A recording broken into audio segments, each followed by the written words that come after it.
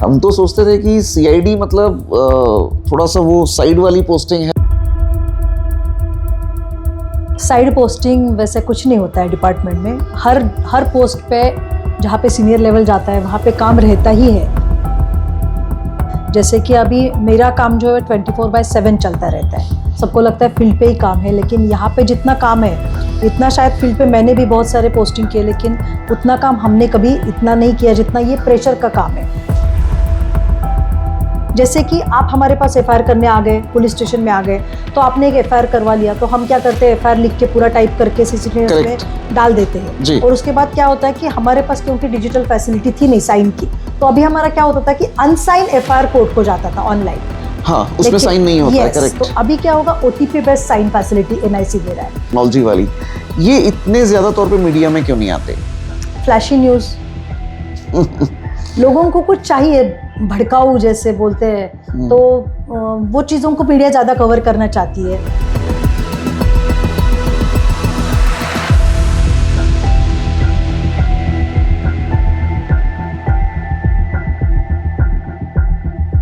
2025 के आखिर में एनसीआरबी दिल्ली, वहाँ से एक रिपोर्ट प्रकाशित हुई। ये रिपोर्ट थी 2023 की। अब एनसीआरबी का तो जो काम है वो ये है कि राष्ट्रीय स्तर पर क्राइम को लेके जो भी रिपोर्ट्स या जो भी डेटा है उसके बेसिस पर रिपोर्ट बनाना और वो प्रकाशित करना, ये एक उनका जो भी पूरा काम है उसमें एक इम्पॉर्टेंट काम है। उसमें एक चीज़ सामने आई कि पिछले साल यानी 23 के पहले 22 में हर 1 लाख आदमी, हर 1 लाख पॉपुलेशन के पीछे, जनसंख्या के पीछे लगभग 424 अपराध रजिस्टर हो रहे थे, लेकिन 23 में ये 448 हो गए, यानी एक बड़ा इंक्रीज़ हुआ। रिपोर्ट आई, हम जैसे जो क्राइम वाले पत्रकार हैं उन्होंने वो रिपोर्ट के बेसिस पर अपने आर्टिकल्स लिखे, रिपोर्टिंग की, बात ख़त्म हो गई। लेकिन जैसे नेशनल लेवल पे एनसीआरबी है, स्टेट में एससीआरबी होता है। और मैं जानबूझकर इनका फुल फॉर्म नहीं बता रहा हूँ क्योंकि ये बताने के लिए हमारे पास एक्सपर्ट है। एक्सपर्ट जब मैं कह रहा हूँ तो एक ऐसी महिला अधिकारी जो इस समय महाराष्ट्र के सीआईडी मुख्यालय में SP, superintendent of police, technical के पद पर हैं। लेकिन ये इतना कह देना भर मेरे ख्याल से इनके इंट्रोडक्शन को कंप्लीट करना नहीं होगा, क्योंकि इनकी और एक ख़ास बात है। ये पूरा की पूरा एससीआरबी जो महाराष्ट्र पुलिस का जो भी डेटा या जो भी क्राइम रिकॉर्ड्स को लेकर डिजिटाइजेशन और इस दिशा में जो भी आमूल परिवर्तन हो रहे हैं उस पे डे टू डे लेवल पे जो व्यक्ति काम कर रहा है या कर रही है, और नेशनल लेवल पे कुछ और भी स्टेट जिनके एक्सपर्टीज़ की हेल्प लेते हैं। ये हम में से काफ़ी लोगों को, मैं खुद पुणे रहता हूँ लेकिन मुझे इस चीज़ का आइडिया नहीं था कि मैडम की कुछ और स्टेट्स हेल्प भी लेते हैं। अब आप कहोगे कि सारी बातें मैं ही बता दूंगा, तो मिलते हैं वैशाली माने, एसपी सीआईडी महाराष्ट्र। मैडम बहुत बहुत स्वागत आपका न्यूज़ डॉट्स में। Thank you so much. हम तो सोचते थे कि सीआईडी मतलब थोड़ा सा वो साइड वाली पोस्टिंग है और वहाँ पे सीआईडी के काम हो रहे हैं जो स्टेट लेवल पे बता दिया गया, जो ऊपर से आ गया, और आप तो ये एससीआरबी में महाराष्ट्र को आगे लेके जा रही हैं। साइड पोस्टिंग वैसे कुछ नहीं होता है डिपार्टमेंट में। हर पोस्ट पे जहाँ पे सीनियर लेवल जाता है वहाँ पे काम रहता ही है। जैसे कि अभी मेरा काम जो है 24/7 चलता रहता है। सबको लगता है फील्ड पे ही काम है, लेकिन यहाँ पे जितना काम है इतना शायद फील्ड पे मैंने भी बहुत सारे पोस्टिंग किए, लेकिन उतना काम हमने कभी इतना नहीं किया जितना ये प्रेशर का काम है। तो हर चीज़ का प्रेशर है यहाँ पे, और हर चीज़ को एक टाइम लिमिट में कंप्लीट करना है। यहाँ पे सिर्फ सीनियर लोगों के साथ ही इंटरेक्शन रहता है ज़्यादातर, तो उनको जो भी चाहिए वो प्रोवाइड करो, टाइम पे प्रोवाइड करो। नेशनल लेवल से जो भी हमारे पास आता है उसको यहाँ पे डिप्लॉय करो, अप्लाई करो, टेस्ट करो। मतलब एनसीआरबी वाले जो बताते हैं उसको महाराष्ट्र में डिप्लॉय करने का जो कंट्रीब्यूशन है, बिल्कुल जो रोल है वो आपका है। हाँ, वो थोड़ा बताइए। कंट्रीब्यूशन रोल एनसीआरबी और एससीआरबी का थोड़ा बताइए, ये क्या करते हैं, मतलब जनता की सुविधा के लिए, क्योंकि हम लोग तो केवल क्राइम रिपोर्ट्स देखते हैं। NCRB actually national crime record bureau है, उसमें ही वो रिकॉर्ड ब्यूरो है। तो उसमें क्या है कि पहले से डेटा कलेक्ट होता था स्टेट्स से और वो पब्लिश किया जाता था कि यहाँ पे ये इतना क्राइम है, इतना है। तो वहाँ पे भी वो कंट्रोल ही रहता था कि यहाँ पे ये कम है, ये ज़्यादा है, तो कंट्रोल करने के लिए वो चीज़ का रिपोर्ट यूज़ कर सकते थे। लेकिन अभी क्या है, 1 जुलाई 2024 के बाद पूरा सब कुछ चेंज हो गया। उसके बाद क्या हो गया कि सीसीटीएनएस जो हमारे पास चल रहा था और ICGS नेशनल लेवल पे जो चल रहा था, CCTNS और ICGS में थोड़ा सा फ़र्क है। CCTNS स्टेट लेवल पे अगर चलता है तो सिर्फ पुलिस डिपार्टमेंट के लिए जो चलता है उसको CCTNS बोलते हैं, और ICGS जब बोलते हैं जो नेशनल लेवल पे NCR भी चलाती है, उसमें क्या है 5 पिलर आते हैं। 5 पिलर में कौन से आते हैं, तो police is the main pillar है, उसके बाद फिर FSL है, उसमें कोर्ट है, प्रोसिक्यूशन है और प्रिजन्स है। इन सबको एक दूसरे के साथ एक प्लेटफॉर्म पे जो लेके आता है उसको बोलते हैं ICGS पोर्टल। लोगों की सुविधा के लिए FSL मतलब जो लेबोरेटरी वाला काम होता है। बिल्कुल बिल्कुल बिल्कुल। तो लेबोरेटरी वाला काम क्या है कि हमारा जो भी उनके पास सैंपल जाता है तो वो सैंपल क्या करते हैं, उसका एक रिपोर्ट जनरेट करते हैं, और वो रिपोर्ट जनरेट करने के बाद हमारा कोई बंदा जाता है और वो रिपोर्ट कलेक्ट करता है, उसके बाद वो हमारे लिए यूज़फुल हो जाता है। लेकिन अभी क्या होगा, अभी इसके बाद इनको कहीं पे जाना नहीं है हमारे पुलिस वालों को, और उनको भी कहीं पे भेजने की ज़रूरत नहीं, वो बस पोर्टल पे अपलोड करेंगे और यहाँ पे हमको व्यू हो जाएगा। क्योंकि मैंने काफ़ी समय ये देखा हुआ है मेरे रिपोर्टिंग में भी कि भाई पुलिस स्टेशन ने या कमिश्नरेट से FSL को या लेबोरेटरी को जो भी जिस चीज़ की तफ्तीश करनी है वो सैंपल गया है, यस, फिर उसके लिए लेटर भेज रहे हैं, हाँ रिपोर्ट भेजिए, बिल्कुल। फिर वहाँ के लोग कहते हैं कि भाई हमने तो शायद भेज दिया है, वहाँ पर चेक करिए मिल गया होगा, तो ये सब बंद हो जाएगा। बिल्कुल बंद हो जाएगा। अभी हम लोग पूरा पेपरलेस की तरफ जा रहे हैं और इसमें टाइम like बचेगा। या ऑफ कोर्स IT से भी ज़्यादा अच्छा हम लोग कर रहे हैं, बिकॉज कि IT में क्या है कि उनका अपना खुद का काम रहता है, लेकिन यहाँ पे क्या है इंटीग्रेशन विद ईच अदर है। मतलब मैंने यहाँ पे कुछ किया पुलिस डिपार्टमेंट की तरफ से तो तुरंत कोर्ट को पता चल जाएगा। मतलब जैसे कि अभी अपलोड कर दोगे आप? हाँ बिल्कुल अपलोड कर देंगे। अभी जैसे कि हमारे यहाँ पे FIR ऑनलाइन चली जाएगी। जैसे अभी मेरा 1-2 महीने में हमारा पुलिस का, महाराष्ट्र पुलिस का डिजिटल सिग्नेचर स्टार्ट हो जाएगा। उसके बाद क्या होगा कि हमारा साइन FIR अपलोड हो जाएगा। तो जैसे ही हमने इधर अपलोड किया कोर्ट की तरफ, नहीं, ये थोड़ा और विस्तार से हमारे दर्शकों को बताइए। आज की तारीख में किसी को FIR करनी है कोई केस में, तो आप पुलिस स्टेशन जाते हो, अपनी कंप्लेंट या अपनी अर्जी आप देते हो, वो तफ्तीश करते हैं और उसके बाद जवाब, जिसे कहते हैं कि जवाब लिखवाने के बाद वो FIR का रजिस्ट्रेशन करते हैं। अब आप जो कह रहे हैं उसमें क्या चेंज हो जाएगा? नहीं, जो मैं आपको बता रही हूँ वो डिफरेंट है और जो आप बता रहे हो वो डिफरेंट है। ठीक है। जैसे कि मैं जो बोल रही हूँ अभी वो हमारे डिपार्टमेंट का अंतर्गत जो है वो है अंदरूनी मामला। जैसे कि आप हमारे पास FIR करने आ गए, पुलिस स्टेशन में आ गए, तो आपने एक FIR करवा लिया, तो हम क्या करते हैं FIR लिख के पूरा टाइप करके CCTV में डाल देते हैं। और उसके बाद क्या होता है कि हमारे पास क्योंकि डिजिटल फैसिलिटी थी नहीं साइन की, तो अभी हमारा क्या होता था कि अनसाइन FIR कोर्ट को जाता था ऑनलाइन। हाँ, उसमें साइन नहीं होता है, करेक्ट। तो अभी क्या होगा, OTP based sign facility NIC दे रहा है। तो हमारे मतलब डिपार्टमेंट में अभी जितने महाराष्ट्र में ऑफिसर्स है 50,000 के ऊपर हमारे पास ऑफिसर है, और एग्जैक्टली फिगर अगर मैं बताना चाहूँ तो 50,662, मतलब उतने लोग हमारे पास IO है, मतलब register IO, they can investigate. तो इनका सबका हमारे पास अभी E-साइन बन जाएगा। तो जैसे आप आएंगे तो हम लोग क्या करेंगे, E-साइन का चार्जशीट, जो E-साइन का FIR है वो हम लोग कोर्ट को भेज देंगे, तुरंत कोर्ट को उसी दिन पता चल जाएगा हमारे पास FIR हो गया है। तो that is the thing. Time lapse भी बच जाएगा पूरा। हाँ बिल्कुल बिल्कुल बिल्कुल। जैसे कि भेजना पड़ता था किसी बंदे को, कोर्ट कांस्टेबल को लेके जाना पड़ता, तो ये सब अभी बंद हो जाएगा। क्यों भेजना पड़ता था? क्योंकि वो रिकॉर्ड है। यस, नहीं, वो 24 घंटे के अंदर भेजना कंपलसरी है JMFC के पास। कोई भी FIR अगर होता है तो आपको 24 घंटे के अंदर वो JMFC को भेजना ही भेजना है। नहीं, मैं कह रहा हूँ कि वो साइन करके भेजना, मतलब एक रिकॉर्ड है, वो ऑफिशियल रिकॉर्ड है। ऑफ कोर्स, वही मैं बोल रही हूँ कि अभी क्या है, हम लोग ऑनलाइन FIR तो लेते हैं, हाँ, लेकिन वो साइन नहीं है। तो अभी साइन जाएगा तो अभी किसी को लेके जाने की जरूरत, बहुत टाइम बचा लेंगे आप। यस। और दूसरी बात आपने जो पूछा वो सिटीजन पोर्टल की बात है, जो एक हमारा एक ऑनलाइन विंग है जो अभी सिटीजन पोर्टल है, जिसको वेब एप्लीकेशन बोलते हैं। तो ये क्या है, आप टाइप करोगे, गूगल पे जाओगे citizen portal for Maharashtra police, तो आपको एक लिंक मिल जाएगी जिसमें आप जाओगे, ओपन करके वहाँ पे जाने के बाद आपको आपका नंबर पूछा जाएगा, OTP बेस्ड रजिस्ट्रेशन हो जाएगा आपका।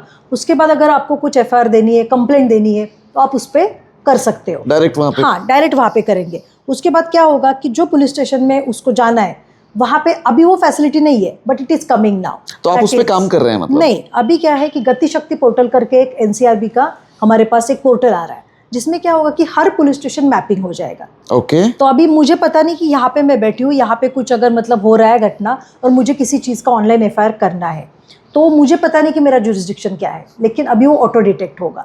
आपने डाल दिया अच्छा। इधर इधर है, तो उसमें क्या है, वो पोर्टल हमने मैपिंग किया हुआ है, तो आपने जैसे डाल दिया कुछ यहाँ का, आप साइड का कुछ ये डालो वो डालो, तो जैसे होगा तो ऑटो डिटेक्ट हो जाएगा। मतलब वो जो प्रॉब्लम है कि लोग कहते हैं चौकी में जाने के बाद कि नहीं आपकी तो हद ही अलग है, आपकी हद, आपको अलग पुलिस स्टेशन में जाना है, वो चक्कर नहीं रहेगा। वो और एक बड़ी बात है, वो आपको वो भी बताऊंगी, that is again interesting thing. ये जो है सिटीजन पोर्टल की सिटीजन के लिए सुविधा हो गई जी। कि सिटीजन्स को पता चल गया कि यहाँ पे मुझे ऑनलाइन कंप्लेंट करना है, उसने कर दिया।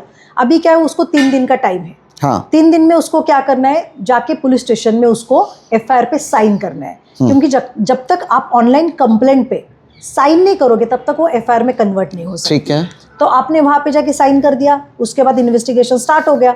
अभी दूसरी बात आपने जो बोली मुझे कि मुझे पता नहीं जुरिस्डिक्शन कौन सा है, लेकिन मैं पुलिस स्टेशन चला गया और वहां पे जाके मैंने कंप्लेंट दे दिया, तो इसको क्या बोलते हैं, जीरो एफआईआर। ठीक है। तो जीरो एफआईआर का क्या है कि अभी पहले कैसे करते थे, जीरो एफआईआर का बन गया डॉक्यूमेंट, उसको बना लिया और हमने पोस्ट से भेज दिया, हाँ, जहाँ भेजना है, जहाँ पे भेजना है वहाँ पे। अभी इसके लिए भी ऑनलाइन आ गया।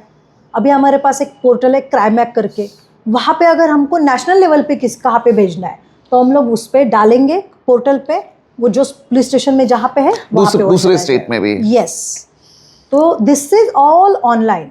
सो क्राइमैक में महाराष्ट्र का यूसेज जो है वो 100% है। तो मैडम ये बताओ कि एक तो मेरे ख्याल में आपको कम से कम 18 साल तो हो गए सर्विस में। 17 साल 17 साल हो गए आपको।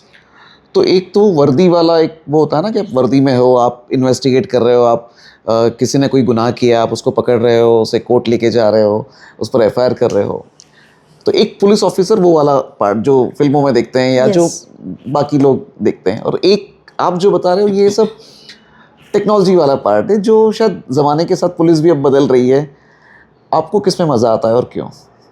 अभी तो मुझे इसमें बहुत मज़ा आता है, क्योंकि यहाँ पे बैठ के मैंने देखा कि मतलब फील्ड पे काम करते टाइम हमको एक ही चीज़ से डील करना पड़ता है बार बार, या तो आप इन्वेस्टिगेशन करो या बंदोबस्त करो, उससे ज़्यादा तो कुछ है नहीं वहाँ पे। तो यहाँ पे आके एन नंबर ऑफ थिंग्स मुझे देखने को मिले। जैसे कि टेक्निकली हम लोग कितना अपने आप को आगे लेके जा सकते हैं, कितना ईज ऑफ वर्क हम लोग कर सकते हैं, जितना कर सकते हैं उसमें कमी है, हर चीज़ के लिए हमारे पास सॉल्यूशन है। तो क्या है कि बंदे को ज़िंदगी और हमारा जो प्रोफेशन है उसमें हमको सॉल्यूशन बेस्ड ज़िंदगी चाहिए। अगर आपके पास कोई सॉल्यूशन नहीं है किसी भी चीज़ का, मान के चलो कि मेरे पास कोई इन्वेस्टिगेशन वो रिपोर्टर चल रहा है, और मान के चलो कि वहाँ पे जाने के बाद क्या है कि मेरा ट्रांसफ़र हो गया, मतलब मेरा टाइम ख़त्म हो गया तो ट्रांसफ़र हो गया, और मैंने कुछ सोचा था इसमें कि मुझे इसमें ये कुछ जाके प्रूव करना है, लेकिन उतना टाइम मेरे पास था नहीं, तो वो क्या हुआ, डिससेटिस्फैक्शन हो गया, माइंड डिससेटिस्फाइड रहता है। यहाँ आने के बाद टेक्निकल में मैंने देखा कि कुछ चीज़ें इतनी जल्दी हो जाती है टेक्निकली कि that I am getting the satisfaction of completion. तो इसलिए मुझे ये चीज़ बहुत अच्छी लगी। और दूसरा क्या है, मेरा थोड़ा टेक्निकल में थोड़ा इंटरेस्ट भी है पहले से। टेक्निकल बैकग्राउंड नहीं है लेकिन इंटरेस्ट है और आपने खुद हासिल किया है। हाँ। वो थोड़ा सा हमारे दर्शकों को बताइए। You are not an IT engineer by the way. No, I am not, but you are technology expert. I can't say like that because मैं तो मास्टर्स हूँ लॉ में, and I am doing my PhD in law. तो मेरा technological के साथ ऐसा कोई संबंध नहीं, लेकिन था। काम तो आप पूरा वही कर। हाँ, क्योंकि पहले क्या हुआ, पोस्टिंग जब हुआ यहाँ पे तो टेक्निकल विंग में जब मैं गई तो मुझे पता नहीं था कि यहाँ पे काम क्या करना है। तो मैं पहले सुनती थी चीज़ों को, पहले 2-3 महीने मैंने उसी में लगा दिए कि हर एक को सुनो, क्योंकि कुछ पता नहीं तो बात करने का कोई मतलब नहीं। ऑब्जर्व करो। हाँ, तो ऑब्जर्व करो और लोगों के साथ मीटिंग करो। तो मैंने क्या किया कि कंपनीज के लोगों को बुलाया जो एक्सपर्ट्स है, जैसे मेरे पास प्रोजेक्ट मैनेजर्स है, मेरे पास कंसल्टेंट्स है, तो उनको बुला के मैंने पूरे। So you run like an IT company में जैसे होते हैं। नहीं, मैंने क्या किया, प्रोबेशन में जैसे करते हैं कि सीखो पहले, तो मैंने वो सीख लिया। सीखने के बाद क्या हुआ, मैं समझ गई चीज़ों को, और तब जाके मुझे पता चला कि एक्चुअली मेरा रोल क्या है और मुझे इनसे कौन सा काम करवाना है, क्योंकि सब काम तो मैं खुद नहीं कर सकती। डेलीगेट करना होगा आपको, लोगों से करवाना होगा। यस मैडम, महाराष्ट्र पुलिस की अगर बात करें, क्योंकि आप महाराष्ट्र पुलिस को NCRB में वहाँ की जब कॉन्फ्रेंसेज होती है आप वहाँ भी रिप्रेजेंट करते हैं, या बाकी स्टेट भी आपको। व्यूवर्स, ये बहुत बड़ी चीज़ है कि हमारे साथ महाराष्ट्र की एक ऐसी अफसर बैठी है जिनकी एक्सपर्टीज़ का दूसरे स्टेट की पुलिस भी उनसे रिक्वेस्ट करते हैं कि आप टेक्नोलॉजी को लेकर, और ये SCRB वाला जो एरिया है इसके लिए, तो इसको लेके आपकी अभी टॉप 3 प्रायोरिटीज़ आज के तारीख में क्या है जो आप दर्शकों को बताना चाहोगे? आप प्रोजेक्ट्स के फॉर्म में, या जो आप काम कर रही है कुछ कॉन्फिडेंशियल है तो उसको साइड में रख सकते हैं, बट अदरवाइज जनरल जो चीज़ें हैं। जनरल चीज़ों में अभी we are in the transition phase from 1.0 to 2.0।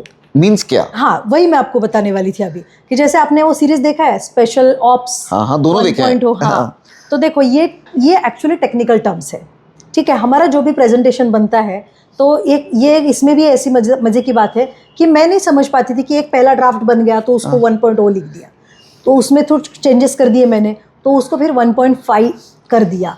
तो ये सब चीज़ें टेक्निकल इसमें ये होती है कि 5 नंबर मीन्स 5.0 ये अप्रूव ड्राफ्ट है। तो मैं समझ गई कि मेल को कैसे मतलब ये करना है। तो अभी दूसरी चीज़ आपने जो बोली कि अभी ट्रांजिशन फेज में क्या है, तो जैसे हमारा इतने सालों से आपको पता है आईपीसी 1860 का लॉ था, फिर एविडेंस एक्ट जो था 1872 का था। True.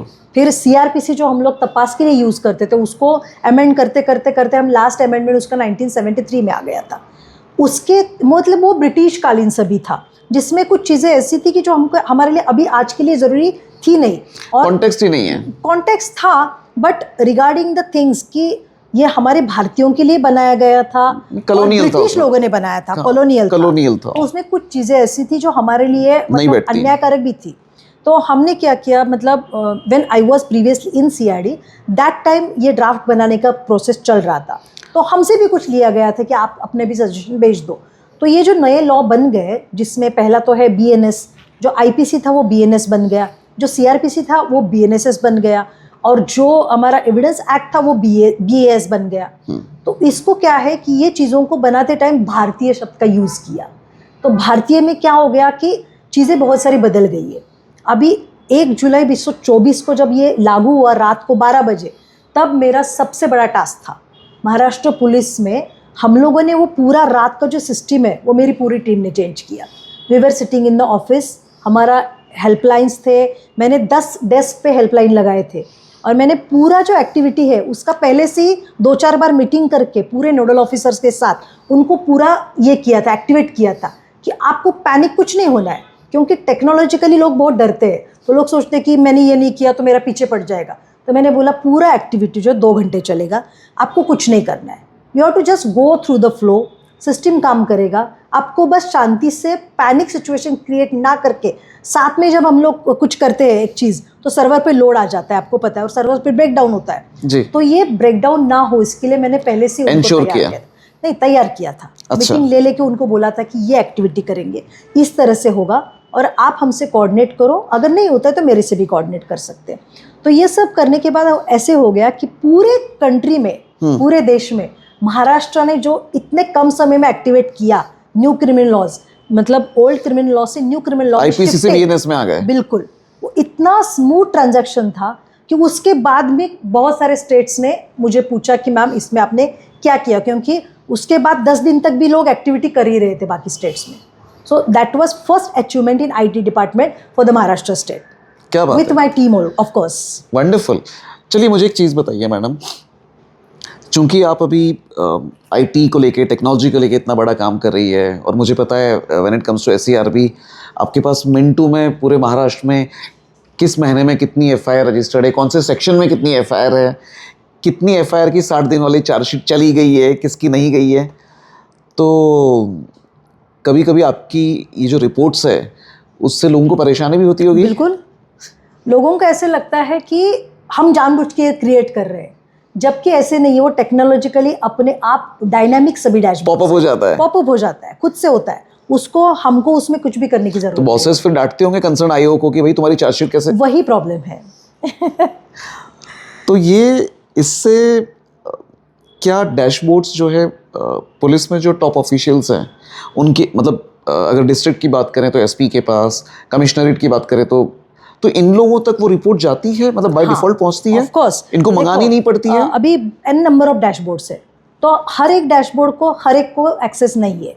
जैसे कि हमारा न्यू क्रिमिनल लॉ का डैशबोर्ड है, उसके लिए सबको एक्सेस नहीं है। तो उसमें आपका क्या रोल होता है? ये सब बनाना या ये सब आउटपुट देना ये आपकी टीम करती है? देखो, इसमें जो भी मतलब डैशबोर्ड कैसे चलता है, हमारे इनपुट से चलता है। हम लोग इनपुट देते हैं तो उसके हिसाब से डैशबोर्ड अपना डेटा बनाता है। Correct. डैशबोर्ड तो खुद से काम नहीं करता है। करेक्ट। उसको तो इनपुट देना पड़ेगा। और डेटा आपके पास है? हाँ, नहीं, डेटा मेरे पास भी होने के बाद भी मेरे पास कुछ एक्टिविटीज़ है जो गवर्नमेंट की तरफ से आती है, और डैशबोर्ड चलाने के लिए उसको उस पर अपलोड करना पड़ता है। उसके बाद हमारा रैंकिंग डिसाइड होता है पूरे देश में। तो ये सब करने के लिए जो है वो OTP बेस्ड है लॉगिन। अच्छा, तो वो मेरे पास लॉगिन के लिए आता है, मैं OTP से उसको लॉगिन करवाती हूँ, उसमें अपलोड करती हूँ चीज़ों को, फिर अपने आप तुरंत 1 मिनट में उसका अपलोड रिपोर्ट आ जाता है। सो अगर किसी, क्योंकि आमतौर पे कोई पुलिस स्टेशन में जाता है तो आप देखिए पुलिस स्टेशन में एक बोर्ड होता है जहाँ पर कौन सा अपराध दर्ज हुआ है उस महीने में वो लिखा हुआ होता है। लेकिन आजकल टेक्नोलॉजी इतनी स्मार्ट हो गई है, इतनी आगे पहुँच गई है, तो ये आपने जो बताया कि OTP बेस्ड आप अप्रूव करती है, तो जो बड़े अफसर हैं या मान लीजिए जो होम मिनिस्टर हैं, चीफ मिनिस्टर हैं, इनको भी डेटा मिलने में स्टेट में क्या चल रहा है ये सबसे हेल्प होती है? अभी तो CM डैशबोर्ड, खुद CM का खुद का डैशबोर्ड है, CM सर का, मतलब उसको CM डैशबोर्ड बोलते हैं, मैंने इसके लिए बोला। तो इसमें क्या है कि हमने भी अपना एक API बना के उनको कनेक्शन दिया है। जैसे कि हमारा इधर डेटा जो बनता है, जो पहले नहीं था। हाँ पहले नहीं था, तो वो भी हमारी टीम ने बनाया। तो उनके लिए अभी वो मतलब डायनेमिक डैशबोर्ड है, इधर जो भी चेंज होता है वो अपने डैशबोर्ड पे अपडेट हो जाता है अपने। हाँ हाँ हाँ बिल्कुल, दैट इज़ डायनेमिक ओनली, कि जैसे वो टाइम के साथ अपने आप को अपडेट करता है। ओके मैडम, टेक्नोलॉजी की हम लोग कब से बात कर रहे हैं, लेकिन टेक्नोलॉजी तो कंटिन्यूस अपडेट होती जाती है, अपग्रेड होती जाती है, चेंज होती जाती है। आप काम कर रहे हो सरकारी सिस्टम में, हर चीज़ का अप्रूवल, टेंडर, 3 कोटेशन कम से कम, या जो भी रूल्स रेगुलेशन है, तो ये सारा डायनेमिक वाले जो काम है उसमें कंस्ट्रेंट्स नहीं आते आपके सामने कि मैं कैसे करूं इनका अप्रूवल, फिर वो बॉस का, फिर उनके ऊपर वाले बॉस का, तो कई बार चीज़ें स्लो नहीं हो जाती होगी? That is the system only. वही तो समझना ज़रूरी है कि टेक्निकल और एडमिनिस्ट्रेटिव कोई अलग नहीं है। सबको ही पता है कि सिस्टम कैसे चलने वाला है, सबको ही पता है कि एक फ़ाइल कितनी जगह पे मूव होने वाली है, तो एवरीवन नोज़। और जो भी मतलब एडमिनिस्ट्रेटिव हैसल्स है वो तो हमको पता ही होते हैं कि कहाँ पे क्या होने वाला है। लेकिन आज क्या हुआ, आज के दौर में अगर हम लोग देखेंगे तो हर एक को पता है कि वेटेज कहाँ पे कितना देना है। सबको पता है कि किस चीज़ पे सेंटर का ध्यान है, किस चीज़ पे स्टेट का ध्यान है। तो वो चीज़ें अपने आप टाइमलाइन के हिसाब से मूव होती है, तो वो करना ही पड़ता है। That is compulsory timeline, that is compulsory to each and everyone. तो वो होता रहता है, उसके लिए मतलब कोई कंस्टेंट। तो वो चक्कर नहीं है कि वो फाइल पड़ी है साहब के पास, से वो आपको ऑनलाइन टेक्नोलॉजी वाइज पता चल जाता है। देखो ये ज़रूरत सिर्फ डिपार्टमेंट की नहीं है, सबकी ज़रूरत है, because this is for people, this is job for people. You are doing that the things only not for police but for all the person. तो ये सब करना मतलब अभी सबको पता चल गया कि ज़रूरी है। So that is what is the biggest challenge of your job? Every day there is new task. So you don't know what you're going to do today. If you're Okay. planning for something, then that is not possible कि आज आप गए और मतलब अब ये खूब ज़्यादा होगा, लेकिन फिर भी मैं बताती हूँ कि अगर मेरे पास कोई बंदा आता है, अभी पूरे देश से लोग आते हैं मिलने के लिए, कुछ प्रेजेंटेशन ये वो, तो पहले से ही मैं उनको बोल के रखती हूँ 3 दिन का वेट हो सकता है। 3 दिन में भी कभी कभी उनको मिल नहीं सकती मैं। इतना कुछ अलग अलग टास्क हर दिन आता है। मतलब क्या क्या टास्क होते हैं? जैसे कि आज मान के चलो कि कोई NCRB की VC आ गई, तो मीटिंग चल रही है, तो 5-6 घंटा महाराष्ट्र को आप रिप्रेजेंट करते हैं? हाँ बिल्कुल, मतलब बहुत सारी चीज़ों के लिए जाना नहीं पड़ता, ऑनलाइन हो जाता है। ऑनलाइन हो जाता है। अभी बहुत चीज़ें ऑनलाइन ही हो रही है, तो VCs पे मीटिंग होती है। तो ये जो बड़ी मीटिंग्स होती है डोमेन कमेटी की, उसके लिए सिर्फ आपको फिजिकली जाना पड़ता है। लेकिन जो रोज़ के टास्क है उसके लिए उनके बहुत सारे मीटिंग्स रहते हैं। फिर कभी सीनियर ऑफिसर के मीटिंग आ गए, इधर से मीटिंग आ गए, उधर से मीटिंग आ गए, तो you don't have any choice कि आपको वो करना ही पड़ता है। तो ऐसी चीज़ें रहती है कि जो आपका प्रायोरिटी छोड़ के आपको मतलब जो ज़रूरी प्रायोरिटी है, तो वो डेली टास्क है कि आपको चूज़ करना पड़ता है नया टास्क कि आज मुझे ये करना था लेकिन अभी मेरे सामने ये आ गया, तो मुझे आज ये करना पड़ेगा। और आपकी टीम को भी उतना आपने कैपेबल बना के रखा हुआ है? बिल्कुल। उसके लिए कुछ स्पेशल कोई आप ट्रेनिंग करवाती हैं उनका, या कोई फोकस? ट्रेनिंग से ज़्यादा मैं मोटिवेशनल स्पीकर हूँ उनकी। अच्छा। मतलब मैं उनको डेली में बैठ के बहुत सारा मतलब उनको मैं मोटिवेट करती हूँ। लेकिन कैसे, मतलब डांट से मोटिवेट करते हो कि प्यार से मोटिवेट करते हो? थोड़ी आवाज़ बढ़ती है मेरी, लेकिन मैं डांटती नहीं कभी किसी को। ओके। बस लेकिन थोड़ा लोग फिर भी डरते हैं मुझसे, पता नहीं क्यों, लेकिन काम तो होता है उससे। बिकॉज मैं किसी का रिकॉर्ड ख़राब नहीं करती कभी, मुझे टास्क कंप्लीट करने में मैं बहुत भरोसा करती हूँ। और लोगों को डीमोटिवेट करके, उनको डाउन करके कुछ नहीं मिलता है। जैसे कि मैं पहले प्रोबेशनर एक डिस्ट्रिक्ट में जब भी थी, तो मेरे एक SP थे, उन्होंने मुझे बोला कि हमारे पास एक हेड कांस्टेबल था जो उसको पैर से कुछ प्रॉब्लम थी और काम करने में आसानी नहीं होती थी, तो SP सर ने उसको कंट्रोल रूम में पोस्टिंग दिया था। और सर क्या बोले कि हमको सबको साथ में लेके चलना पड़ता है, हम ऐसा चूज़ नहीं कर सकते लोगों को कि मुझे ये पसंद नहीं वो पसंद नहीं, जो लोग आपको मिले हैं आप उनके ही साथ काम करने का टीम बना लो और वो स्किल आपका है बोले। क्योंकि मेरा एक वहाँ पे हमारा ट्रेनिंग टाइम में हमको बहुत सारे चैलेंजेस आते थे, तो मेरा एक पीआई मुझे बहुत उस टाइम मुझे परेशान लगता था कि मुझे लगता था कि इसको हटाए यहाँ से। तो मैं सर को बोली सर वो पीआई को हटा दो, मुझे वो परेशान करता है, मैं काम नहीं कर सकती। तो बोले कि ये एक पीआई है, आगे जाके तो तुमको पूरा डिपार्टमेंट संभालना है, तो अगर इसको नहीं डील कर सकोगी तुम अभी तो आगे जाके कैसे करोगी, तो ये अभी तुमको सीखना पड़ेगा, that is also part of your training. तो उसके बाद मैं समझ गई कि चाहे मेरे पास कोई भी बंदा है मैं उसको अपने हिसाब से काम करवाती हूँ। और जैसे आपको तो पता है कि जितने सिस्टम में लोग हैं उसमें से हम लोग तो बोलते हैं पुलिस स्टेशन में 5% लोग ओनली काम करते हैं एक्चुअल काम, तो चलता है। मतलब अगर आपका मतलब लीडरशिप अगर उतना पावरफुल है कि आप कर सकते हो सबके साथ काम, तो कोई भी आए मुझे कोई फर्क तो नहीं जो सिचुएशन है उसको एक्सेप्ट करके आगे। यस यस यस, मुझे टीम अगर साथ में नहीं है तो भी कोई प्रॉब्लम नहीं रहती है। चलो थोड़ा सा अभी ना अलग तरीके से आपको कुछ काम की चीज़ें पूछते हैं। आप हो महाराष्ट्र कैडर की अफसर, Yes. राइट? आप महाराष्ट्र को रिप्रेजेंट कर रही हो और महाराष्ट्र इसमें काफ़ी आगे भी है to the best of my knowledge. Yes yes yes, of क्या रैंक होगा? अभी तो हम लोग सेकंड रैंकिंग पे है, कुछ चीज़ों में 5th पे है, बड़ी बात लेकिन है। उससे कुछ नीचे नहीं है। हाँ, मतलब 1 सिंगल डिजिट है तो ये बहुत बड़ी बात हाँ है। बिल्कुल। तो कुछ लोगों को परेशानी भी होती होगी। नहीं, ज़रूरी नहीं, मैं ऐसे देखती नहीं कि किसको क्या होता है, क्योंकि उतना टाइम तो है ही नहीं मेरे पास एक्चुअल में। तो चीज़ों को कंप्लीट करना that is my main priority. काम पे फोकस। हाँ बिल्कुल बिल्कुल, वही मैं बोल रही हूँ आपको कि मेरे पास वो टाइम ही नहीं है कि मैं किसी के बारे में कुछ भी सोचूं। कौन नाराज है कौन खुश है अभी उससे फर्क नहीं देखो पड़ता। कैसे होता है कि एक लेवल पे जाके सभी लोग अपना अपना काम कर रहे होते हैं, तो नाराज़गी ये सब उसमें कुछ नहीं रहता। नहीं, मैं इसलिए कह रहा हूँ कि जब रैंक की बात आती है, सी आपको सेंटर पे एक एक्सपोजर मिल रहा है, आप महाराष्ट्र को रिप्रेजेंट कर रही हो, महाराष्ट्र का रैंक बढ़ रहा है, तो ये तो एक तरह से वो कहते हैं ना कि साइड वाली पोस्टिंग नहीं हुई, तो क्रीम पोस्टिंग हो गई। नहीं, अब देखो क्रीम और ये सब कुछ नहीं है, मैंने वही आपको बोला कि सेंटर पे अगर मैं रिप्रेजेंट कर रही हूँ तो again that is my job profile, तो मुझे जाना पड़ता है। मतलब ऐसा नहीं है कि मैं कुछ अलग कर रही हूँ, लेकिन हाँ मैं अपने टास्क को कंप्लीट करने में ज़रूर मैं कुछ अलग करती हूँ। जैसे कि मुझे अगर कोई टास्क कंप्लीट करना है तो मैं किसी से भी बात कर सकती हूँ, मुझे उसमें कोई भीड़ नहीं लगती है कि चलो भाई मैं इससे कैसे बात करूँ उससे कैसे बात करूँ। अगर कुछ डिसीजन लेना है तो मैं बहुत पावरफुली डिसीजन लेने में ये तो बहुत फॉर्मल आंसर हो गया, लेकिन आप जब सेंटर पे इतना अच्छा काम करते हो तो एक मन को भी सेटिस्फेक्शन लगता हो ना। लेकिन मुझे ऐसे लगता है कि मेरे सीनियर भी उसमें बहुत खुश है, पूरी टीम। हाँ, क्योंकि क्या है कि जो भी हम लोग काम कर रहे हैं उससे तो हमारे मतलब स्टेट का ही जो भी है वो पोजीशन अच्छा हो रहा है। अगर मान के चलो कि ये पोस्ट में मैं बैठी हूँ और मेरा परफॉर्मेंस लो है तो ऑब्वियसली मेरा डिपार्टमेंट का परफॉर्मेंस लो होगा, उसके बाद क्या है कि उसका परफॉर्मेंस स्टेट पे भी डाउन ही होगा। कितनी व्यूअर से कितनी इंपॉर्टेंट बात है, हम लोग एक सरकारी अफसर से बात कर रहे हैं, हालांकि वे पुलिस से, लेकिन है तो सरकारी। जैसे प्राइवेट में हम लोग बात करते हैं हाई परफॉर्मेंस लो परफॉर्मेंस, मतलब आप बिल्कुल जो आईटी सेक्टर में या जो सर्विस सेक्टर में परफॉर्मेंस वाली बात होती है आप उस फॉर्मेट में पहुंच गई है। बिल्कुल, वो एक्चुअली मैं समझ गई कि आईटी कंपनीज का जो वर्क कल्चर है अभी वही वर्क कल्चर में मैं काम कर रही हूँ, तो मैं उसी पे फोकस करती हूँ कि मुझे क्या करना है।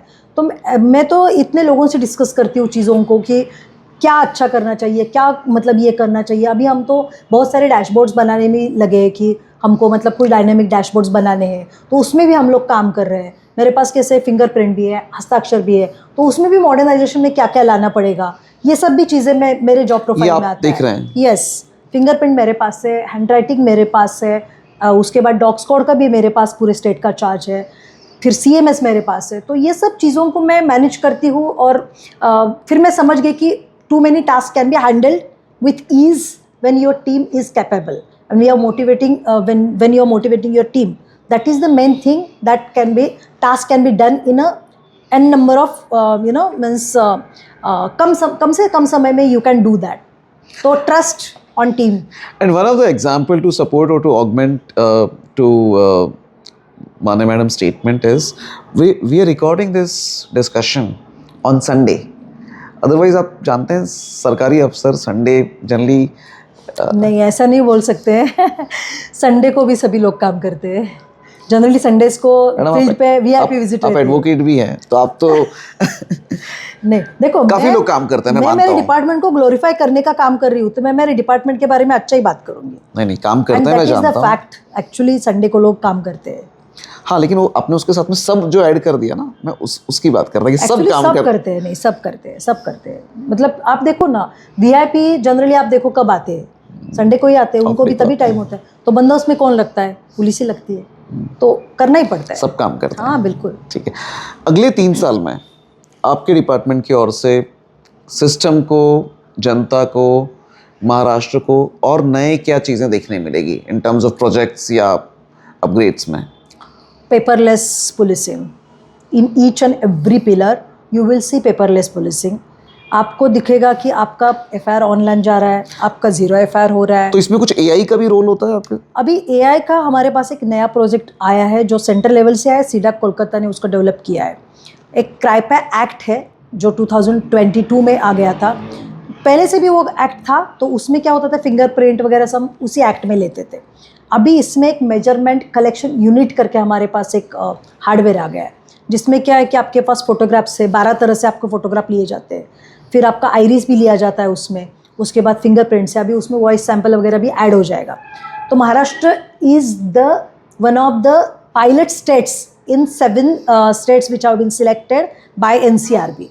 तो हमने इस प्रोजेक्ट के लिए? यस, तो अभी हमारे पास सबसे पहले स्टार्ट हो गया 45 हेडक्वार्टर्स में, मैंने वो स्टार्ट कर दिया वो। उसके बाद क्या हुआ कि अब हम लोग डेटा कलेक्ट कर रहे हैं, तो इसमें एआई का रोल ये है कि आपने 12 तरह से फ़ोटो ले लिए, ठीक है, और मान के चलो कि कोई अपराधी को आप ढूंढ रहे हैं और सीसीटीवी के साथ आपने वो तस्वीर आपको दिखी, कुछ रैशेस आ गए, ये आ गए, तो आपने वो मैच करना चाहा, तो वो क्या करेगा, आपको मोस्ट प्रोबेबल जो 90% तक आपको दिखाएगा एआई बना के इमेज, क्योंकि आपके पास मतलब हर एक जो आपके पास आरोपी रहेगा, हाँ, उसके 12 तरह की फोटो है। करेक्ट। तो इस साइड से है, इस साइड से है, ऊपर से, मतलब पैर के सब जगह के फोटो है, तो वो आपको दिखाएगा कि ये सीसीटीवी में दिखने वाला बंदा जो है यही है, ये हो सकता है। अच्छा, यस, तो उस हिसाब से आप फिर देख सकते हैं कि आपके पास इसका रिकॉर्डेड गुनहगार तो है ये, क्योंकि हमारे सिस्टम में इसका अगर रिकॉर्ड है, तो इसमें क्या होता है, उसका एक यूआईएन नंबर आता है, उसको बोलते हैं यूनिक आइडेंटिफिकेशन नंबर। तो ये नंबर आने के बाद क्या होता है, आप मान के चलो किसी के ऊपर एक ऑफेंस रजिस्टर हो गया, तो 75 ईयर्स तक उसका डेटा मेंटेन रहेगा। वो बंदा अगर अंदर जाता है, बाहर आता है, उसके बाद वो जहाँ जहाँ जाएगा वो हमारे रिकॉर्ड में। वेरी इंपॉर्टेंट थिंग कि एक बार डेटा आ गया, हाँ, तो फिर 75 ईयर्स तक वो पूरा। यस, ये तो हो गया एक पार्ट। और क्या एक्स्ट्राऑर्डिनरी जो अगले 2-3 साल में लोगों को दिखे? जैसे कि अभी हम लोग क्या करते थे, जो वुमेन की तरफ अगर क्राइम होता है या पॉक्सो में आपको पता है माइनर लड़कियों का है, तो उसके लिए एक इट्सो पोर्टल है जो अभी डायनेमिक पोर्टल है, जिसमें 60 दिन के अंदर हमको चार्जशीट भेजनी है, मस्ट है। तो उसके बाद क्या होता है कि पहले क्या होता था, मतलब उनकी तरफ हम लोग थोड़ा, अभी क्या है, वुमेन एंड चाइल्ड की तरफ जो है वो पूरा प्रायोरिटी गवर्नमेंट का है, तो आपको उनको पहले न्याय देना है, that is most important thing. तीसरा चीज़ है कि आपको अभी पता नहीं चलता था कि आपका इन्वेस्टिगेशन कौन से लेवल पे है, तो अभी जाके आपको क्या होगा कि आपके पास मैसेज आएगा, आपका एसएमएस इंटीग्रेशन हमारा हो गया, तो यहाँ पे मैंने डाल दिया तो आपको एसएमएस आ गया कि आपका अभी ये सब हो गया, अभी चार्जशीट जाने के टाइम आ गया।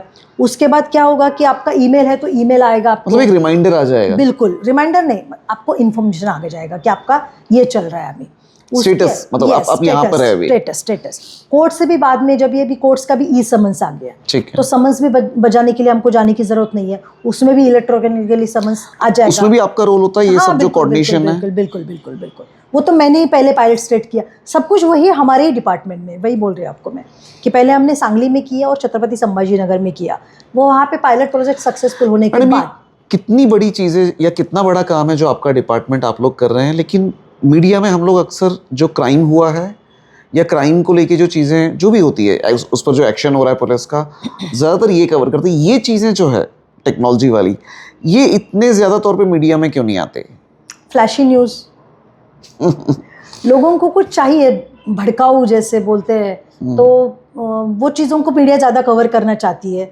जैसे कि एक बंदोबस्त था मेरे पास कोल्हापुर में, तो उस बहुत लॉ एंड ऑर्डर हो गया था, लाठी चार्ज वगैरह स्टार्ट हो गया, तो पत्रकार सभी ऐसे झुक झुक के इधर उधर से सब लेते थे। तो मैंने उसको पूछा, भाई तुमको मतलब ये नहीं लग रहा है कि तुम्हारे ऊपर भी कुछ हो सकता है? फोटो ले रहे हो? बोला कि नहीं, हमारा दिल्ली से हमको इतना प्रेशर रहता है कि पहले हमारे पास फुटेज आना चाहिए। तो ये देखो, टेक्निकल अगर आप बात करते बैठे हुए तो आपको समझना पड़ेगा। जैसे जो फ्लैशी न्यूज़ आती है उसको लोगों को समझने की ज़रूरत नहीं है, लोग कुछ दिमाग नहीं चलाते, लोग देखते हैं हाँ चलो अभी आप देखो और अपनी धारणा बना लेते हैं। हाँ देखो, वो धारणा इंपॉर्टेंट ही नहीं है समाज के लिए। उनको क्या है कि अपना कोई भी कंट्रीब्यूशन देना ही नहीं है सोसाइटी की तरफ, तभी तो ऐसे न्यूज़ जो है वो फेमस हो जाते हैं। उसमें क्या है, उनको सिर्फ लिखना है कि ऐसे हो गया, देखो ये ऐसे बंदे ने किया, उसने वैसे किया।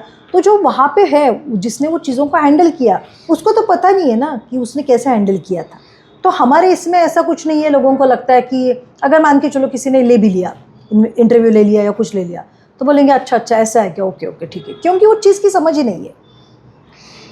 बट उसके कारण मिस इन्फॉर्मेशन बढ़ जाती है कई बार। हाँ, मतलब डिपार्टमेंट के ऊपर आप कुछ भी बोलते हो तब आपको पता नहीं होता है कि फैक्ट्स क्या है, सत्य हाँ। क्या। एनी अदर थिंग जिस पे आप फोकस करना चाहोगे, या जिसके बारे में जो हम लोग जनता के तौर पे या एक दर्शक के तौर पे हम लोग आपके डिपार्टमेंट या आपके काम को लेके शायद नहीं जानते और आप बताना चाहो? हाँ, मतलब मैं ये बताना चाहूँगी कि पुलिस का जो अभी नज़रिया है टेक्निकल चीज़ों की तरफ देखने का, वो इतना अलग बन गया है कि अभी सबको अपना मतलब जो पुलिस की तरफ देखने का जो माइंडसेट है वो चेंज करना चाहिए। हम लोग भी उतना ही अभी कर रहे हैं, सब डिपार्टमेंट मिलके, जितना कि बाकी जो प्राइवेट चीज़ों में होता है उतना ही हम लोग भी यहाँ पे कर रहे हैं। बस इतना है कि लोगों को अभी वो चीज़ें पता नहीं है, तो पता ना होने की वजह से लोग सोचते हैं कि ये तो ट्रेडिशनल चलता रहता है इनका। जैसे कि अभी मुझे कोई फ़ोन करता है, वो पूछता है कि मैम यहाँ पे एफआईआर नहीं लिया हमारा, तो मैं बोलती हूँ आप ऐसा करो सिटीजन पोर्टल पे जाओ, तो उनको मैं वहाँ पे लेके जाती हूँ। तो ये चीज़ें लोगों को समझने की एक बड़ा चेंज है। हाँ, लेकिन अभी क्या है, आपके पास एक औजार आ गया, आप वहाँ पे जाओ, अपना कंप्लेंट रजिस्टर करो, उसके बाद 3 दिन के अंदर जाके साइन करो एफआईआर का। सही है। और उस पर हमारा कंट्रोल है सिटीजन पोर्टल के ऊपर, वी आर वॉचिंग। और अगर उस पर एफआईआर नहीं हो सकती तो पीआई को अपना कमेंट लिखना पड़ेगा वहाँ पर कि भाई क्यों नहीं हो सकती है। नहीं, उसका क्या है, उसको लेना ही पड़ेगा, या तो कंप्लेंट पे काम करना पड़ेगा। हाँ, काम करना पड़ेगा। हाँ, ही कैन नॉट अवॉइड। अभी ऐसा है कि ऊपर के ऊपर डिसीजन नहीं ले सकता। नहीं, वो अभी चीज़ें छुपा नहीं सकता, ये बात है। तो ट्रांसपेरेंसी बढ़ी है इससे। बिल्कुल, ट्रांसपेरेंसी और ज़्यादा बढ़ते जा रही है। बहुत बढ़ेगी। और भी जैसे कि पहले कुछ बंदोबस्त इसमें रहता था कि अगर किसी की डेथ हो गई, एमएलसी हो गया, वो उधर चला गया, पीएम रिपोर्ट आ गया, तो पीएम रिपोर्ट लोगों को महीनों तक नहीं मिलती थी। हाँ, आज भी नहीं मिलती। हाँ, तो वही चीज़ है। तो अभी क्या है कि अभी एक नया ऐप आ गया मेडलीपर करके, जो हमारे सिटीजन्स के साथ पुलिस के साथ इंटीग्रेट हो गया। अभी क्या है, सभी डॉक्टर जो है, सभी स्टेट के जो डॉक्टर्स हैं वो उसमें आ गए। जहाँ पे पोस्टमार्टम होता है तो वही सभी जो डॉक्टर है वो उसमें आ गए, वो ऑनबोर्ड हो गए। अभी वो क्या करेंगे, पीएम रिपोर्ट उस पर अपलोड करेंगे, तो अभी किसी को जाने की ज़रूरत नहीं है, जैसे उधर अपलोड करेंगे डाउनलोड करो, इधर आ गया। तो ये सब चीज़ें बहुत आसान हो गई लोगों के लिए भी, और आगे जाके एलिगेशंस इसमें कम हो गए और चीज़ें बहुत ट्रांसपेरेंट दिखेंगी लोगों को। ट्रांसपेरेंसी आ गई तो अपने आप एलिगेशंस कम हो जाएंगे। और दूसरा क्या है, डिजिटल फुटप्रिंट्स मिटाना बहुत आसान चीज़ नहीं है। तो एक बार कोई डिजिटल चीज़ आ गई तो आ गई वो। तो इसके लिए वो क्या है, फिर इसका ये दिखाओ वो भी करने की कोई ज़रूरत नहीं है। तो ये चीज़ें बहुत मतलब एक दूसरे के साथ अभी इंटीग्रेट हो गई कि कोई डिपार्टमेंट ये नहीं बोल सकता कि मैंने ये किया था, मैंने भेज दिया था। जैसे कि मेरे पास एक बहुत बड़ा केस था जिसमें मैं गई थी, मेरा साक्ष्य था कोर्ट में। तो वहाँ पे जाने के बाद मुझे पता चल गया कि जो मेरा उसमें मेडिकल रिपोर्ट है वो तो मिसिंग है, तो जो इम्पोर्टेंट कड़ी थी इन्वेस्टिगेशन में। तो मैंने जज साहब से भी पूछा कि सर इसमें मिसिंग है पेपर, सो ये बहुत इंपॉर्टेंट डॉक्यूमेंट है एविडेंस के लिए, तो मैं उसको डुप्लीकेट मंगाती हूँ। तो मैंने क्या किया, मेरे बंदे को भेज दिया मुंबई में, और उधर से वो FSL से वो डुप्लीकेट डॉक्यूमेंट्स लेके आ गया। तो ये चीज़ें जो है वो एक बार अगर डिजिटली हो गई तो वो चीज़ें मिस होने का रिकॉर्ड पर आ गई। हाँ, क्योंकि चार्जशीट भी अभी ऑनलाइन है ना, तो कोर्ट को भी अभी कुछ छुपाना आसान नहीं है। सो एक तरह से कह सकते हैं कि SP वैशाली माने is making systems life easy. Yes, सब you कुछ can आप say रिकॉर्ड that पर लेकर आ not रहे हैं। only SP Vaishali Mande, but you can say SP technical and the department of हाँ, ये बड़ी बड़ी चीज़ है, भागने की जरूरत नहीं है। जज साहब भी देख सकते हैं, आप भी देख सकते हैं, कंप्लेनेंट भी देख सकता है, बिल्कुल, जो बाकी विटनेसेस है वो भी देख सकते हैं भाई फैक्ट्स क्या है। Yes of course. तो मतलब झूठ का स्कोप ही नहीं है कहीं पे, कुछ भी छुपाने का स्कोप नहीं है, झूठ का तो छोड़ो, you can not hide the things, which is I think a very basic framework for justice system.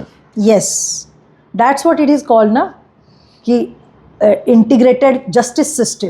तो हर एक एक दूसरे के साथ कनेक्टेड। मैडम जो स्टार्टिंग में कह रहे थे ना ICJS, सो उसमें JS जो है that is about justice system. Yes, interoperable justice system है वो। मैडम एक और इसमें बड़ी अचीवमेंट मुझे लगती है, या एक बड़ा इंपॉर्टेंट एरिया लगता है कि जितने डिस्ट्रिक्ट्स होते हैं किसी भी राज्य में, वहाँ पर स्टेटस जो है किसी भी केस का, वो आप लोगों की कोशिश के, यानी SP टेक्निकल या आपका जो प्रोजेक्ट है NCRB के साथ, उसके थ्रू टेक्नोलॉजी के माध्यम से अथॉरिटीज़ को भी और जो विक्टिम्स हैं उनको भी, मतलब आज की तारीख में क्या होता है कि मान लो कोई विक्टिम किसी और राज्य का है तो वो यहाँ पे फ़ोन करके पूछते हैं, फिर साहब खाना खाने गए हैं, साहब बंदोबस्त पे गए हैं। बिल्कुल।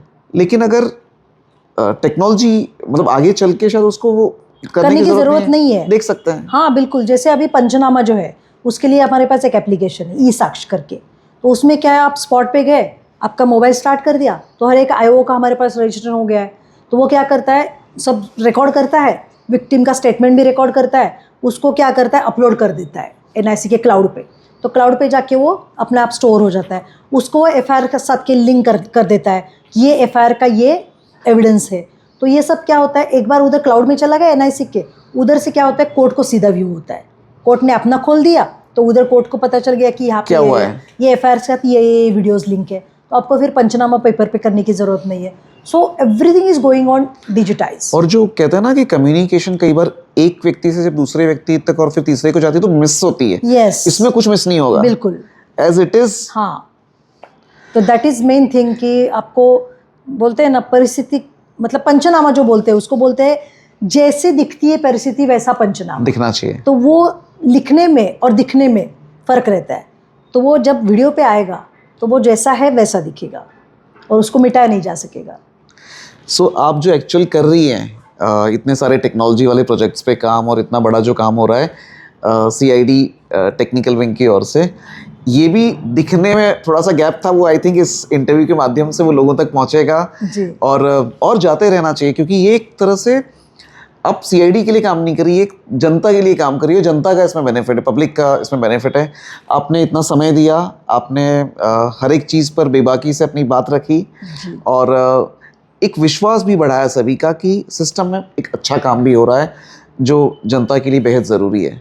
अब मैडम से not in the capacity of SP but in her individual capacity हम लोगों का जो रैपिड फायर होता है, जैसे हम गुगली कहते हैं, उसमें कुछ सवाल पूछेंगे, मैडम को हाँ या ना या फिर एक वाक्य में, एक शब्द से लेके एक वाक्य में उसका जवाब देना है। देखते हैं मैडम नाराज़ हुए बिना क्या आंसर देती हैं। तो मैडम फर्स्ट क्वेश्चन इज, कौन सा रोल पसंद है, वर्दी में जो पुलिस वाला रोल होता है वो, या टेक्नोलॉजी में IT वाला टाइप का जो रोल है वो? दोनों। क्या बात है, थोड़ा पॉलिटिकल हो गया तो डिप्लोमेटिक आपने, ठीक है। अगर वैशाली माने पुलिस नहीं होती, उन्होंने लॉ किया मैं जानता हूँ, यह सबको पता है, लेकिन अगर आप पुलिस नहीं होती तो क्या होती? Political leader. ओके। अगर अगले कुछ सालों में वैशाली माने को पॉलिटिक्स में संधि मिलती है तो वैशाली माने पॉलिटिक्स में जाएंगी, नहीं जाएंगी? जा सकती हूँ, मैं हर चीज़ को अपने आप चैलेंज ले लेती हूँ। वो क्या है जिससे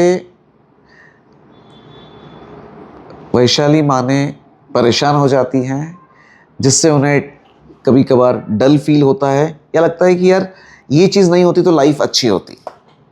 टारगेट अचीव ना होने पर।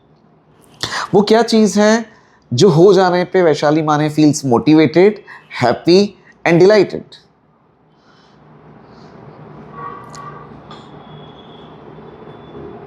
एक्चुअली टास्क कंप्लीशन पे ही हो जाता है सब कुछ। वो आप एक बार आंसर दे चुकी हैं। हाँ, तो डिलाइट बहुत सारी चीज़ों में हो जाती हूँ मैं, मतलब बच्चों के साथ, फैमिली के साथ। तो लेकिन एक बहुत बड़े मतलब हमारा काम रहता है कि 3-4 दिन तक भी काम कर सकते हैं। एक वाक्य। तो कोई बड़ा टास्क कंप्लीट होने के बाद जो आराम का मौका मिलता है, उसके बाद मैं डिलाइट फील करती हूँ खुद को। ठीक है, लास्ट क्वेश्चन। एक ऐसा बॉस पिछले इतने सालों में, या एक ऐसे सीनियर पर्सन, स्कूल से लेके कॉलेज से लेके पहले भी कोई जॉब आपने मान लीजिए किया है, कि आपको लगता है कि इनके साथ काम करने का बहुत मज़ा आया, ऑब्लिक इनके साथ काम करने का मज़ा नहीं आया? तो या तो पॉजिटिव वाला बताइए जिसके साथ काम करने का मज़ा आया, या एक ऐसा नाम जिनके साथ काम करने का मज़ा नहीं आया। ऐसा तो कोई है नहीं, मतलब हर एक के साथ कुछ मज़ा आता है, कुछ नहीं आता है। मतलब चीज़ें डेली वही नहीं रहती है ना, तो मज़ा भी अलग अलग रहता है। कभी आ गया, कभी नहीं आ गया। कभी लगता है इसके साथ आएगा तो वो नहीं आता है, और कभी लगता है इसके साथ मज़ा नहीं आएगा तो उसके साथ आ जाता है। वो कौन टॉप पॉलिटिकल लीडर है आपको लगता है कि ही इज़ द बेस्ट, या ही और शी इज़ द पर्सन जो एक तरह से, जैसे आप सिटीजन्स के लिए काम कर रही हैं तो वो सिटीज़न के लिए बहुत अच्छा काम कर रहे हैं, और बहुत सारे लोग कर रहे होंगे, लेकिन अभी जहन में किसका नाम आ रहा है? मैं तो अमित शाह जी को बहुत मानती हूँ, क्योंकि मैं एनसीआरबी में काम कर रही हूँ। तो हम लोग जब दूर थे तब पता नहीं चलता था कि एक्चुअली कौन कैसा है, लेकिन अभी जब दिल्ली जाती हूँ बार बार, तब मुझे ऐसे लगता है, मतलब जो उनके मीटिंग्स देखे, ये देखा, तो उसके बाद पता चल गया that person is tremendous intelligent man. मतलब उसको सब कुछ ही पता है। तो वो ऐसे, मतलब मैं उनको एक आइडियल मानने लगी हूँ अपने आप में, पता नहीं क्यों, लेकिन हो गया वो मेरे से। जैसे जैसे चीज़ें मुझे दिखने लगी तो मैं उनको बहुत मतलब मानती हूँ आजकल। ग्रेट, बहुत अच्छा लगा आपसे बात करके। Yes. और ये एक बहुत अच्छी चीज़ लगी कि सिचुएशन जैसी भी हो, आप कहाँ काम कर रहे हैं, कैसे काम कर रहे हैं, जो भी सिचुएशंस हो, लेकिन हंसते हुए, एक बेबागी से, एक जज्बे से आगे बढ़ना और उसे कामयाब भी करना। सिर्फ आपको डाल दिया गया इसलिए आप उस सिस्टम में चल रहे हैं, लड़ते झगड़ते रोते, वैसे नहीं। आप देखिए इंटरव्यू खत्म हुआ है लेकिन एक स्माइल है उनके फेस पे। तो ऐसे रियल लाइफ में स्माइल के साथ चलते रहना, ये एक बड़ी बात है, और मुझे उम्मीद है कि हमारे दर्शकों को वो स्माइल ज़रूर याद रहेगी। Thank you so much for your time ma'am. Thank you so much.